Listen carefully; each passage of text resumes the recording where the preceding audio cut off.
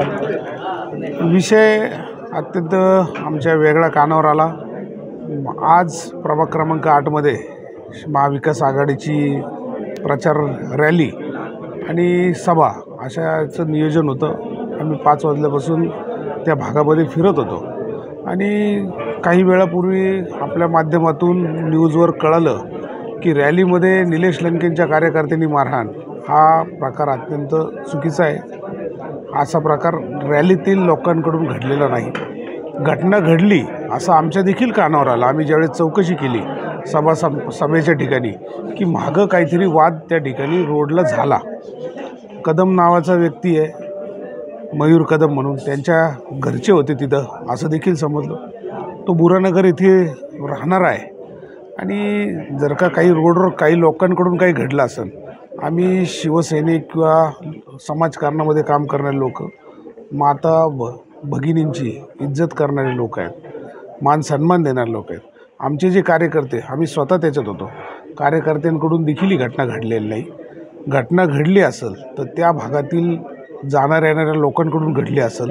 त्याचा या निलेश लंके साहेबांच्या निवडणुकीशी किंवा प्रचाराशी काही देखील संबंध नाही। याच्या मागं काही लोकांनी तयार करून कंप्लेंट द्यायला भाग पाडलं असं देखील आम्हाला या ठिकाणी वाटतं। कारण की सदरची व्यक्ती ही कोणत्या भागात राहते याची चौकशी देखील सगळ्यांनी करावी।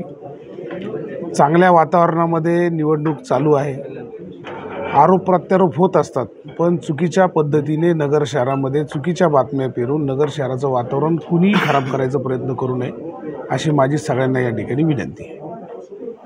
काही वेळापूर्वी आमची जी संध्याकाळी प्रचार फेरी होती आणि त्या दरम्यान घडलेली जी एक घटना भांडणाच्या स्वरूपामध्ये, तर त्याची आत्ता काही प्रतिक्रिया काही माध्यमांद्वारे आली। आत्ताच शिवसेनेचे आमचे शहर प्रमुख संभाजीराजे कदम यांनी आपल्याला सांगितलं, एखादी घटनेचं आत्ता जी निवडणुकीला त्याला एक राजकीय वळण दिलं जातं आहे। मला हे म्हणायचं नाही घटना घडलीच नसेल, घटना घडली असेल, त्या ज्या महिला आहेत त्यांना मारहाण झाली असेल काय असेल, तो खऱ्या अर्थाने त्या प्रभागात ज्यावेळेस पोलीस चौकशी करतील, पोलिसाच्या चौकशीतून निष्पन्न जे होईल त्यावेळेस। परंतु पोलीस स्टेशनमध्ये आमच्या विरोधाचे जे उमेदवार असतील आणि त्यांना मारणारे त्यांचे समर्थक असतील, हे सगळेजण गोळा होतात। ज्यावेळेस इथं खून, दरोडा आणि वेगवेगळे घटना घडतात त्यावेळेस हे नगरसेवक पाठपुरावा करायला पोलीस स्टेशनला नाही येत। हा प्रश्न मला त्यांना करायचा आहे। एखाद्या घरातून ज्या वेळेस एखादा माणूस त्याचा जीव जातो, त्याच्या पाठपुराव्यासाठी आपण येता का कधी पुढं? आणि एखाद्या एखादी घटना घडती, आज जी घडलेली घटना आहे त्याचा आता उद्या निष्पन्न होईल काय नेमकी काय नाही। त्या महिला भगिनींना काही जे झालेलं आहे, त्यांच्या मुलांनी जी प्रतिक्रिया दिली आहे त्याची पोलिसांनी व्यवस्थित चौकशी करावी, कुणाच्याही दडपणाला बळी पडू नये याच्यावर गेल्या महिन्याभरापासून आम्ही बघतोय।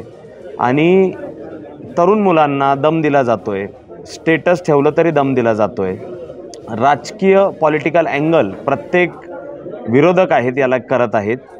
त्यांची जर एवढी भरभक्कम यंत्रणा असेल, सगळं काही असेल, हजारो माणसं असतील, तर हे असे रडीचे डाव खेळायची आवश्यकता नसली पाहिजे।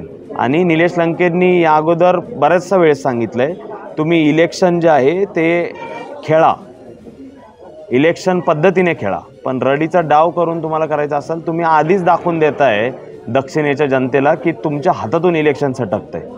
त्याच्यामुळं कुठल्याही गोष्टीचा तुम्ही बाव करू नये, एवढंच आमचं म्हणणं आहे।